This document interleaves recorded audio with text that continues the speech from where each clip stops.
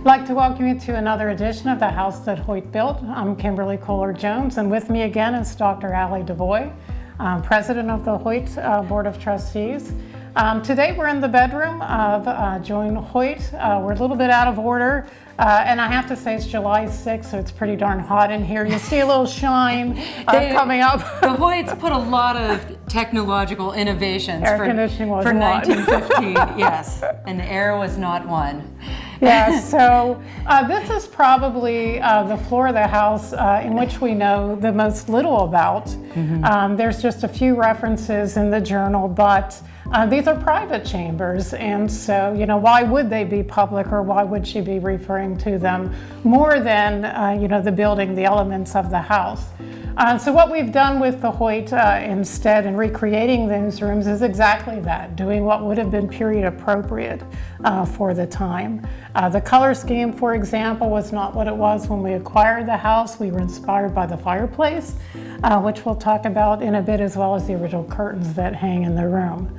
So you had said that the fireplace was one of your favorite things in the house? The fireplace and the shower, which we'll also talk about today too, but I don't know if before we get to the fireplace, you would like to talk about the bed and give our viewers a little bit more insight into what life was like and how people, I guess, retired. I mean, this was kind of a transitionary stage between the way things were and progressing towards a more modern age. And in the old days, people didn't sleep laying down. And so you'll notice that many of the older beds are shorter because they literally slept sleeping up. They thought it was better for the house. So you'll see that in a lot of the older beds within the home. It was only the poor people that slept together. If you were wealthy, the man and woman would have separate rooms, and so this was June's room. Crawford's room was down on the other side, and then you had these inner doors that would connect the chambers so that they could visit each other without anybody being the wiser. And then often that's why there was a parlor in between those two rooms where they could spend family time together. Okay, so we are in front of the fireplace in June's bedroom, and she talks about the fireplace quite a bit in her journals. She was particularly proud of this fireplace because she played a large role in the design of it. And so throughout various entries, she does talk about the tile work. And Kim and I were just speaking that it is very asymmetrical in design, which it would have been unique for that time period. There are also some intricate details to the mantle. And then the last feature of the fireplace that I would like to bring your attention to, and if you think back to previous videos when we were talking about how rare electricity was at the time that the house was constructed, they actually constructed the mantle, it's wired for electricity. And so the candles, the lights that are featured on top of the mantle could plug in. And it was not an add-on, which is unique to the house as well. Right. We're now entering June's dressing room, which I think is every woman's dream, with the amount of closet space and built-ins that are here. And Kim, I don't know if you want to show some other really neat features. Yeah, I mean, these built-in closets are part of the envy, I guess, here, because if you open up these doors, what you have is not only one mirror, but a three-way mirror, so that you could see yourself for all sides and make sure you are properly attired for those surprise guests at the time. But the other really neat thing about the closets is that the light hinges are actually built into the door. So you can see this here. When the door shuts, the light comes off. When it opens, it comes on.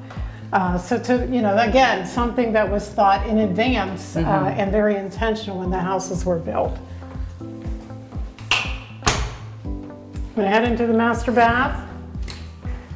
Now, June's shower was also mentioned in the journals, and as you said, this was another one of your favorite features. Would you like to share why? Aside from it just being innovative, because at the time most women took baths and they had their hair done at a salon weekly, The Carrara marble tile is beautiful, and it is floor to ceiling, and it is really thick. And so it had to have cost a fortune. But what I find remarkable about the shower is the way that they had to construct it so that you were not either iced out or burned. Right. Now some of the pipes are missing. You can see where the connections would have been. This would have been referred to as a rib cage shower because it would have looked like there was a rib cage around you. And then these nozzles would have controlled which of these jets would hit you and where. Now I've been to other historic houses where those knobs are even labeled liver, pancreas, kidneys, because they believe there was a massaging effect when the water hit those particular organs. Now we're going to head to the sitting room that would have been in between the two bedrooms. This is where the family could have gathered for some intimate conversation. As I mentioned, there's interior doors that connect the two bedrooms, and then exterior doors that could have been closed. So they very well could have spent their family time in here. This is where they would have showed off their souvenirs, where they would have played some music, where they could have kept the home books, those sorts of things. And the room is decorated. June, in one of the journals, talks about a trip out west to visit family, and they spent some time at the home in Northern California of a very wealthy woman who had, in June's words, a lot of Oriental art, which was in vogue during 1915, 1916. And so there are a lot of pieces that in this room are Asian inspired.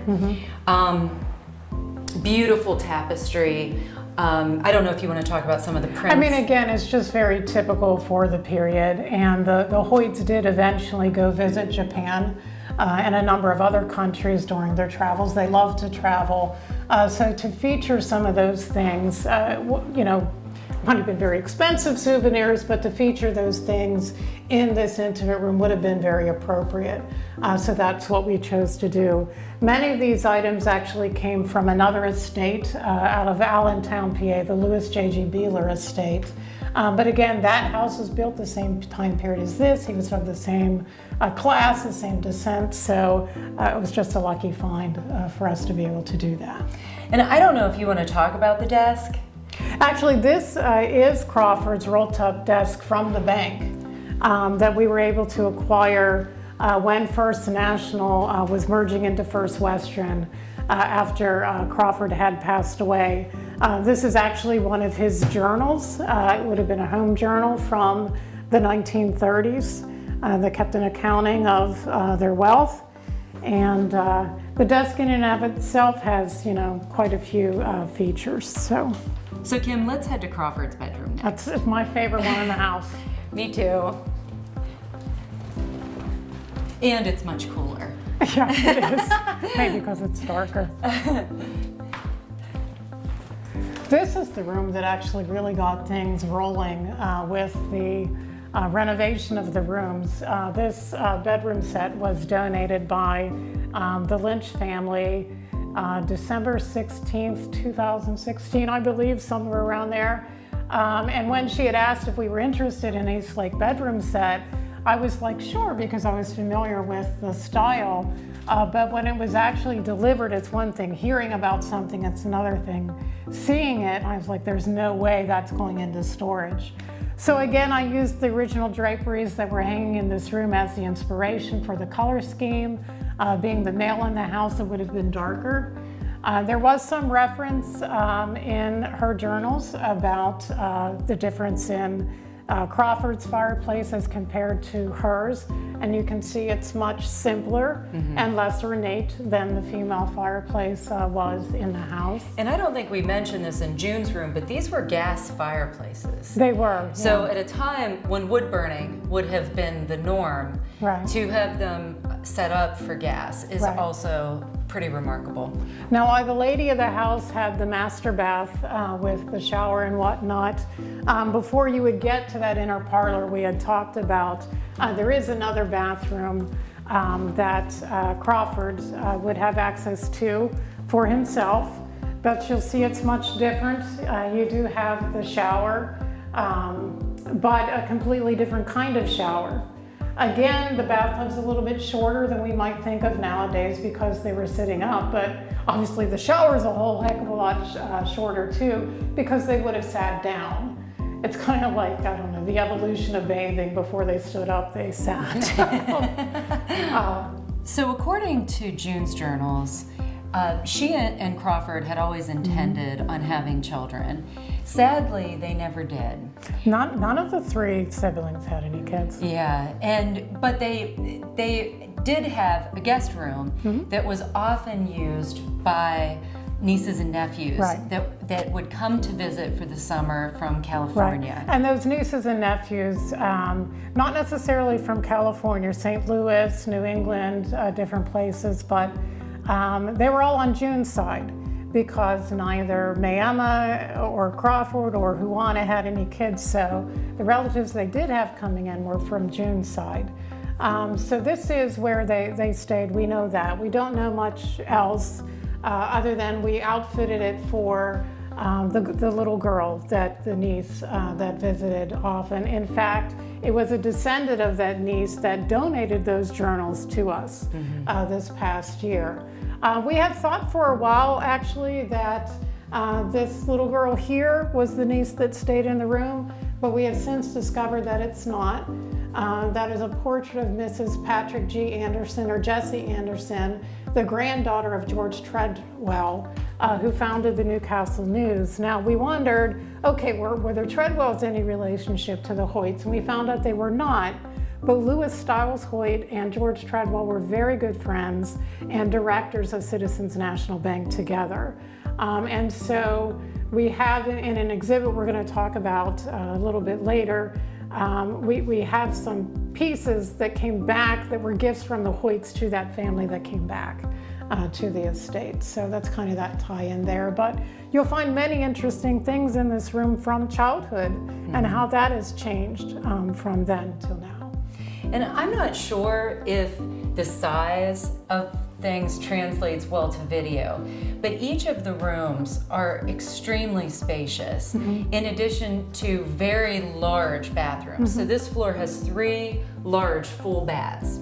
Yeah. And I mean, if you want to consider that each floor of this house is 2,500 square foot approximately, some floors a little bit bigger, some floors a little bit smaller, that's the size, the square footage of some houses, nowadays. That's the size of a pretty And we're not even talking about tiny houses. So, but there is a whole nother wing to the house. We've been kind of looking through the living chambers, but there are also the servants' quarters because that was a necessary part of a house of this scale. And so let's go back and we can take a look at those. Maybe one of the things I'd like to point out on our way there is that little receptacle down on the floor. When we did the basement edition, we had referred to the central vacuuming. This is where it would have hooked up, this little brass plug in the floor here. And anywhere you see that plate or that hookup, you're also going to see an electric switch to turn it on. So you'll notice also when we get back into the servants' quarters, you had talked about rooms being very, very spacious. If they're going to get smaller, they are going to reserve any money. It's going to be in the servants' areas. The hallway's already tighter. Yep, absolutely. We just passed the laundry chute, and here we have 2 servants' rooms. The larger of the 2 is the first one here on the right. Just by size, it would have gone to the head housekeeper. So again, you want to compare size of bedrooms. This is probably what we're used to in our houses today. And then the next one over, which would have been the second class made, I don't know what the appropriate term is much smaller than this one.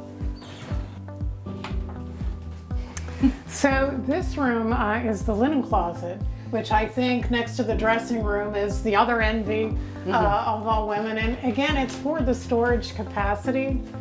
You can see here that the drawers, some of the drawers are still labeled with what she kept inside of them, whether it was the ironing pads or the linens for the beds or the tablecloth.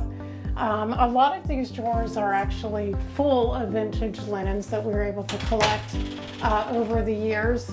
And yeah, there's drawers on the bottom, drawers on the top, and then behind us is a collection of hats that are really spanning the 20s up through the 60s, maybe even a little bit into the 70s. Some of them belong to June, some of them belong to May.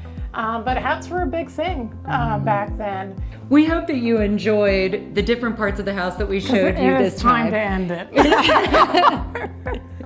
So thank you for joining us. Yeah, I think next time we'll probably be down on the first level of the house, but we have 2 more episodes to go. One that'll feature the first level and one that, like the basement, will take you somewhere nobody ever gets the tour, and that would be the ballroom, the 3rd level of the house.